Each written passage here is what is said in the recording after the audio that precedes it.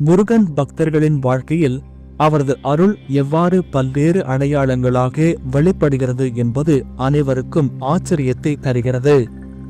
அந்த அடையாளங்களில் ஒன்றாக ஒரு விசேஷமான உயிரினம் நம் வீட்டிற்கு வருவது குறிப்பிடத்தக்கது.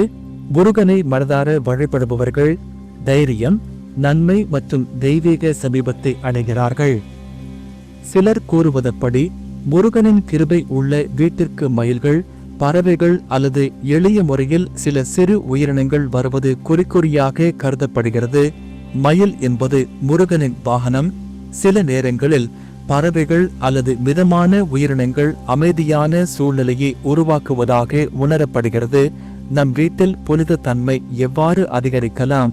முருகனை துதிக்கும் சுப்பிரமணிய அஷ்டக்ஷர மந்திரம் அல்லது கந்த சஷ்டி கவசம் பாடுவது, முருகனின் சிறப்பு நாட்களில் பூஜைகள் செய்வது, உங்கள் வீட்டில் தூய்மை மற்றும் ஆன்மீக தலை நிலைநிறுத்துதல். இது உங்கள் வாழ்க்கையில் மாற்றம் எதனை கொண்டு வருகிறது?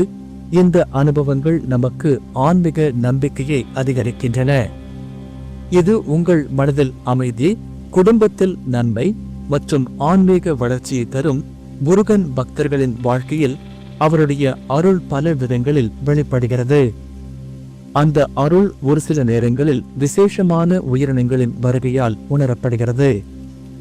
இன்று அதை பற்றி விரிவாக பார்ப்போம். முருகனின் வாகனமாக கருதப்படும் மயில் அல்லது ஆன்மீகத்தோடு தொடர்புடைய சிறிய உயிரினங்கள், ஜொலிக்கும் பறவைகள், தேனீக்கள் அல்லது சில நேரங்களில் அந்த வீட்டின் புனித தன்மையை உணர்த்தும் பூச்சிகள் கூட நம் வீட்டில் தோன்றலாம். சிலர் இதனை தெய்வீக அருளின் அடையாளமாக கருதுகிறார்கள். அதே சமயம் இது ஒரு தெய்வீக நம்பிக்கையையும் மன அமைதியையும் பரப்பும் அழகிய சம்பவமாகவும் பார்க்கப்படுகிறது. முருகன் உங்களை அருகில் இருந்து கவனித்து வருகிறார் என்பதை உணர்த்தும் ஒரு அழகிய அடையாளம். உங்கள் வீட்டில் சுபிட்சம், அமைதி, நலன் போன்றவை அதிகரிக்கும் அறிகுறியாக இது பார்க்கப்படும். முருகனை மனதார வழிபட்டால் அந்த இடத்தில் ஒரு புனித ஆற்றல் நிலை நிற்கும். அதனால் சில நேரங்களில் அந்த ஆற்றலுடன் இணங்கும் உயிரினங்கள் உங்கள் வீட்டுக்கு வரலாம். ஒரு சிறிய குடும்பம் தங்கள் வீட்டில் முருகனை தினசரி வழிபட்டு கொண்டிருந்தது. ஒவ்வொரு முறை பூஜை முடிந்ததும் ஒரு மயில் வெளியே வந்து நடனமாடுவதை அவர்கள் கவனித்தார்கள். இந்த அனுபவம் அந்த குடும்பத்தில் ஆழ்ந்த ஆன்மீக நம்பிக்கையை ஊட்டியது.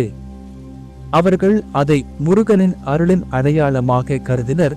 கடவுள் முருகனின் அருள் உங்கள் வீட்டில் என்றும் நிலவட்டும். அன்பு, நலம் மற்றும் சுபிட்சம் நிறைந்த வாழ்வை அனுபவிக்க அனைவரும் முருகனை வழிபடுங்கள்.